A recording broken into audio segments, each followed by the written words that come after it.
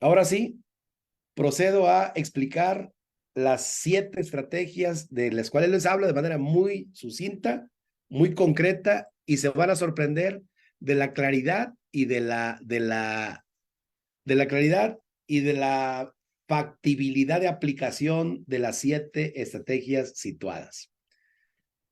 Aprendizaje basado en proyectos comunitarios, ¿sí? Bueno, de entrada, el hablar de proyectos comunitarios, la palabra comunitario es un adendo, es un agregado a la estrategia didáctica en sí. La estrategia didáctica es aprendizaje basado en proyectos.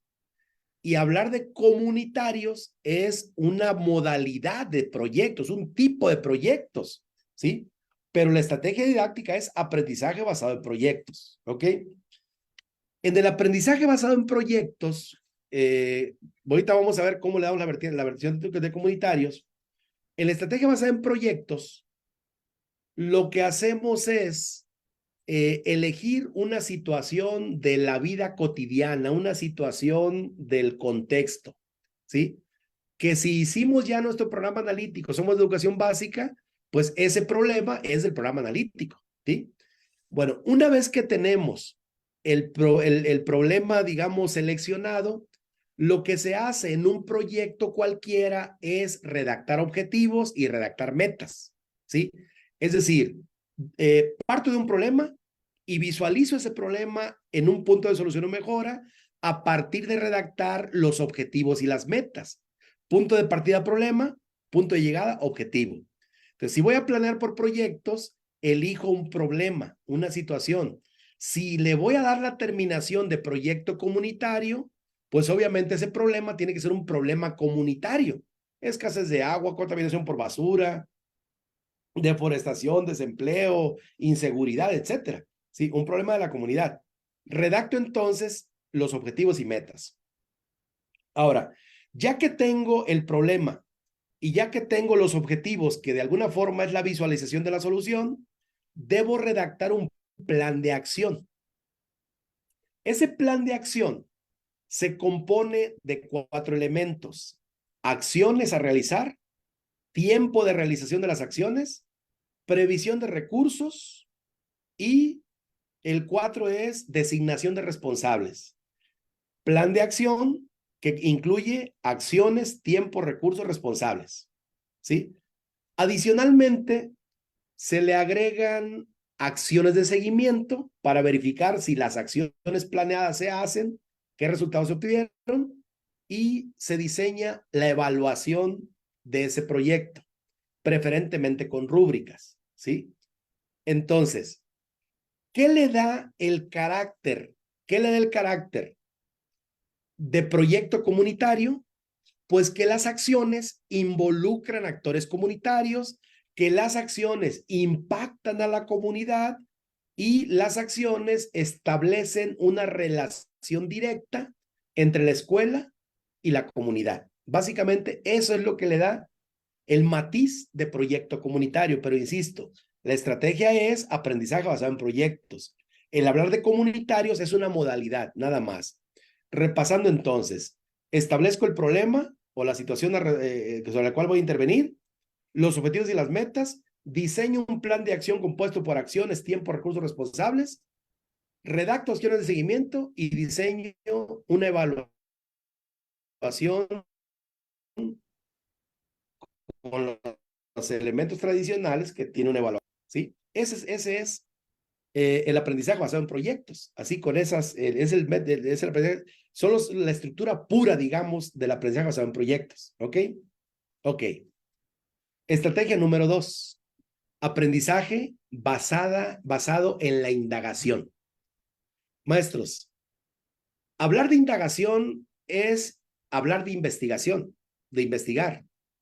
Y es, en resumidas cuentas, el aprendizaje basado en la indagación, el aplicar al nivel educativo, a las características del grupo en el cual nos desempeñamos, aplicar los elementos clásicos de una investigación. ¿Cómo empezamos una investigación? Una investigación inicia cuando seleccionamos un problema, ¿sí?, de investigación. Ese problema, que es el capítulo 1 de todas las tesis que hemos hecho, es el planteamiento del problema. Ese problema se describe, se delimita, se justifica, ¿sí? Acorde claro a las características del nivel educativo. Sobre ese problema, igual se plantean objetivos y se hipotetiza, ¿sí? Y la hipótesis son suposiciones de las posibles causas de ese problema. Ok, ya que tenemos esa hipotetización, ya que el problema se define, se delimita, se justifica, se plantean objetivos y se establece una hipótesis, habrá que investigar en diferentes fuentes. Es lo que en una investigación conocemos como marco teórico, ¿sí? Pero hablando de un trabajo escolar, es una investigación documental en fuentes no nada más bibliográficas, pueden ser fuentes digitales, impresas, de multimedia, ¿sí? Videos, tutoriales, etcétera, buscar en diferentes fuentes. Y eso nos permite un marco teórico que nos explica y nos da luz sobre ese problema. Algunas investigaciones escolares terminan ahí, con la investigación documental, ¿ok? Pero otras ameritarán, si es el caso, alguna experimentación, alguna comprobación. Si la investigación que estamos realizando amerita comprobación, tendríamos que diseñar los instrumentos de investigación, una encuesta, un cuestionario, una guía de observación, ¿sí? Diseñar la investigación, aplicarla, interpretar resultados, obtener conclusiones y dar a conocer los resultados, ¿sí? Eso implicaría, eso es el aprendizaje basado en la indagación.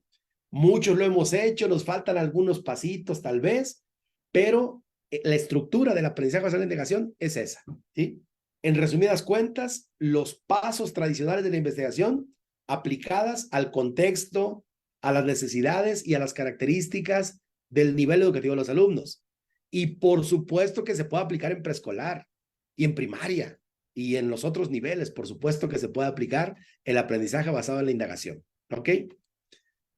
Estrategia número 3, aprendizaje basado en problemas, ¿sí?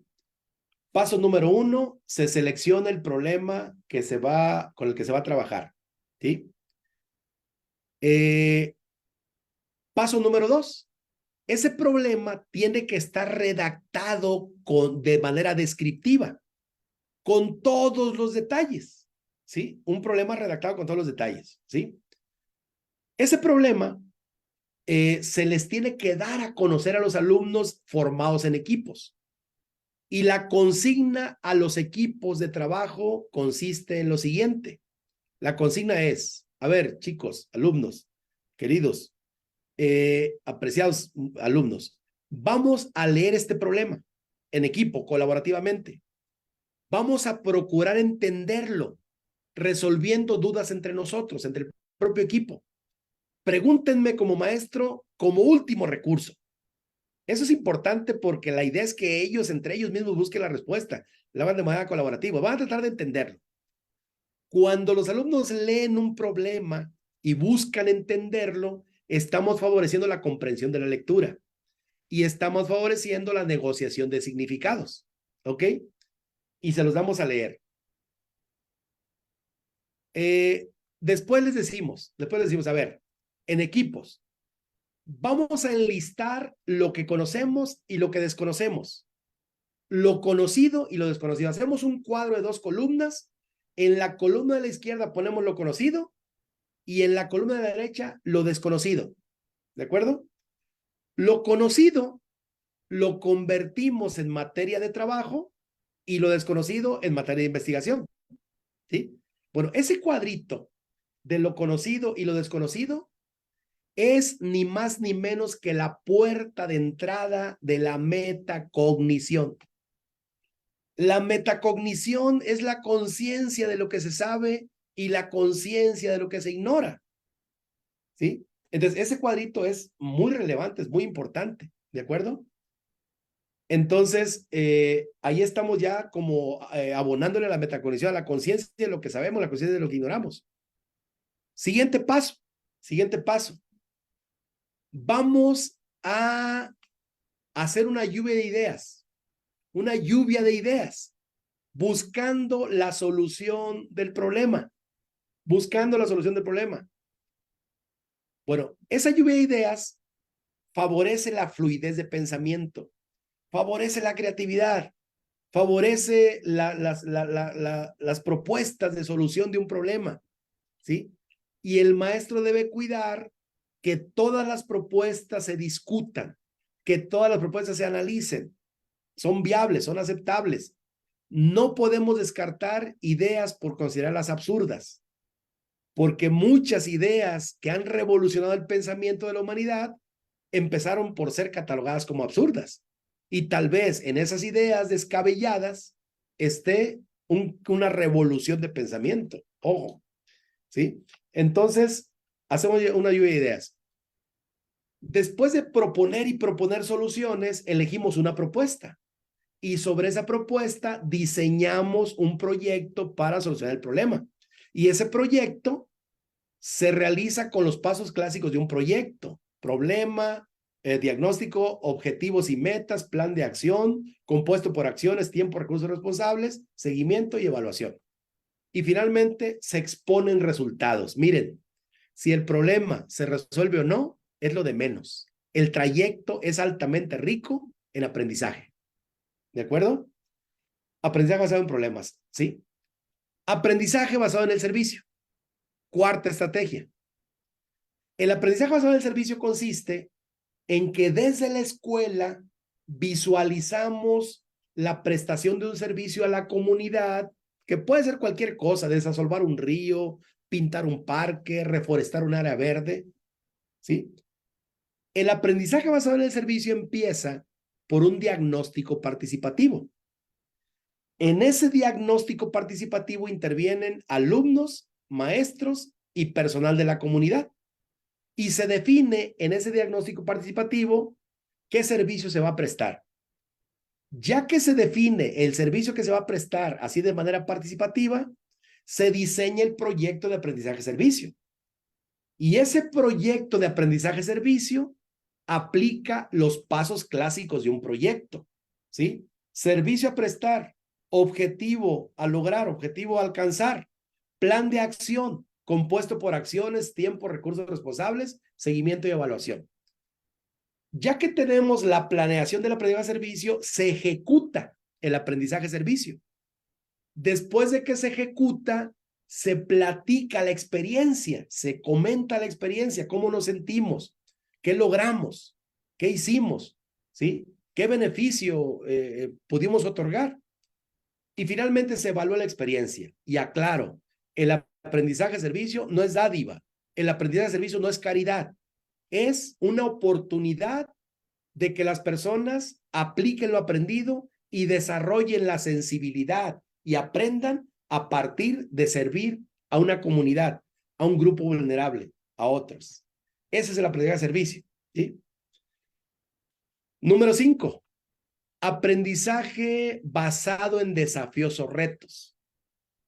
El aprendizaje basado en desafíos o retos se le atribuye a la empresa Apple, su creación, y consiste en solucionar un problema que va a tener consecuencias inminentes, pero en un tiempo límite. La característica principal del aprendizaje basado en desafíos o retos consiste en analizar un problema, buscar la solución de manera colaborativa, pero con la presión del tiempo, con la presión del tiempo. Y vaya que los alumnos se entusiasman, se emocionan cuando están buscando la solución de un problema y que el tiempo apremia, que el tiempo se agota, ¿sí? Véanlos, véanlos, porque nuestros alumnos están hechos al reto, están hechos a los videojuegos, y el videojuego no es otra cosa que un reto tras otro reto, desafiándose a sí mismo. Entonces, por eso les encanta. Pruébenlo. Para que una actividad escolar se convierta en un reto pedagógico, habrá que cubrir 4 requisitos. Primer requisito, que los alumnos sepan qué van a hacer. Segundo requisito, que mis alumnos trabajen con otros, ¿sí? Tercer requisito, que los alumnos sepan los criterios de calidad que les vas a exigir. Y número 4, el tiempo límite, ¿sí? Es decir, en otras palabras, si quieres que tus alumnos trabajen enfrentando desafíos o retos, garantiza el cumplimiento de 4 requisitos. ¿Qué van a hacer? ¿Con quién van a trabajar? ¿Qué les vas a evaluar? ¿Y cuánto tiempo tienen para hacerlo? 4 requisitos. ¿Qué van a hacer? ¿Con quién van a trabajar? ¿Qué les vas a evaluar? ¿Y cuánto tiempo tienen para hacerlo? Garantizado que se van a entusiasmar para hacerlo. Ese es el aprendizaje basado en desafíos o retos. Aprendizaje basado en casos, o método de caso. Consiste en analizar una situación, un caso. Ese caso lo debe redactar el maestro, lo deben redactar los maestros con todo detalle. El caso es un tanto telenovelesco porque describe a los personajes, los lugares, describe la situación. Por ejemplo, un caso que yo tengo consignado en el libro es un caso de una persona, de un padre de familia, jefe de familia que perdió su trabajo. Era ciudadano norteamericano, nació en Estados Unidos, pero toda su vida había vivido en México. Acá se casó, tuvo 2 hijas y un día se quedó sin empleo y trata de hacer valer su condición de ciudadano norteamericano para emigrar a los Estados Unidos y llevarse a la familia. Pero el tiempo de espera para la regularización de los papeles es de 8 meses. Y mientras se van a Tijuana y viven en Tijuana, sostenidos por el finiquito que le dieron al señor de la empresa que lo liquidó, y en Tijuana el señor consigue trabajo, la señora vende comida, las niñas entran a la escuela y transcurren 8 meses. Las niñas, una niña tiene un novio, la otra niña tiene muchos amiguitos, el papá lo ascienden en el trabajo y la mamá le va bien vendiendo comida. Y llega la indicación de que ya pueden pasar del otro lado de la frontera, que su situación de migratoria pues ya está solucionada. Y el dilema de la familia es si se van o no se van, porque acá en el lado mexicano tienen trabajo, tienen amigos, la niña tiene novio, la mamá le va bien, el papá tiene un buen trabajo y es el dilema.